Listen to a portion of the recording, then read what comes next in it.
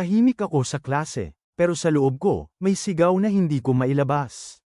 Magandang araw po, Professor. Nakaka-inspire po ang mga kwento rito, kaya naglakas loob na rin akong magbahagi ng aking saloobin. Sana po ay huwag ninyo akong husgahan. Ayoko pong ilagay ang tunay kong pangalan, tawagin niyo na lang po akong Mira. Isa po akong third-year college student. Hindi ko po alam kung paano sisimulan ito, pero matagal ko na po itong kinikimkim. Noong una, akala ko normal lang. Yung pagiging extra friendly ng professor ko, lagi niya akong kinakausap, tinatawag kahit hindi naman kailangan. Sinasabi ng iba na swerte ako kasi parang favorite niya raw ako. Pero habang tumatagal, nag-iba ang pakikitungo niya. Minsan, pinapatawag niya ako pagkatapos ng klase. Hindi para magpaliwanag ng leksyon, kundi para tanungin kung may boyfriend ako, kung saan ako nakatira, at kung bakit daw ako tahimik pero maganda. Hinawakan niya ako minsan sa balikat, minsan sa kamay, akala ko guni-guni ko lang. Hanggang sa dumating ang isang weekend na hinding-hindi ko makakalimutan.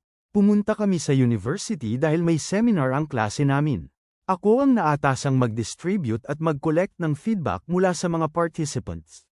Ang gurong tagapangasiwa ay si Professor. Matapos ang pagtitipon at pag-uwi ng lahat, kami na lang ni Professor ang natira.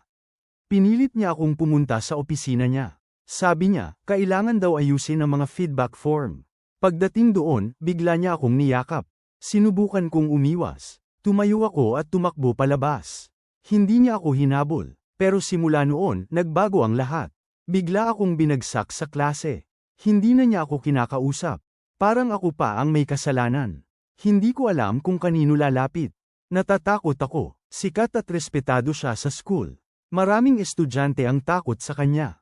Ako, isang simpleng estudyanteng pilit lang binubuo ang pangarap. Ayoko pong sirain ang kinabukasan ko. Pero mas ayoko pong tuluyang masira ang sarili ko. Kaya ngayon, humihingi ako ng tulong. Kung may makakabasa man ito, na may alam kung anong dapat gawin, kung saan pwedeng lumapit, pakiusap, itulong niyo po sa akin. Hindi ko na kayang kimkimin mag-isa.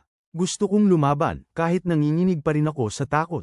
Sana matulungan niyo po ako.